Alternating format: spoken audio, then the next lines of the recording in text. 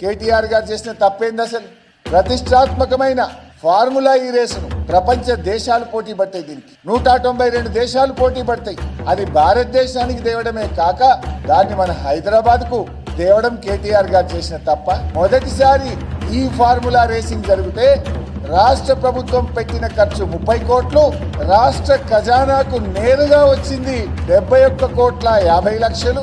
ఈ రాష్ట్రంలో జిఎస్డిపి గట్ట లైక్ హోటల్స్, టాక్సీస్, రెస్టారెంట్స్ తదితర అన్ని కలిపి 700 కోట్ల రూపాయలు మన రాష్ట్రానికి మేలు జరిగింది. పెట్టింది 30 కోట్లు, రాష్ట్ర ఖజానాకు వచ్చింది 71,50,00,000. ఈ రాష్ట్ర ప్రజలకు జరిగిన లబ్ధి 700 కోట్లు. రాష్ట్ర ఇమేజు 192 దేశాల్లో హైదరాబాద్ ఇమేజ్ను పెంచింది మొదటిసారి జరిగిన ఈ కార్ రేసింగ్. ఇది తప్ప రాష్ట్రానికి ఆదాయం పెంచిండు,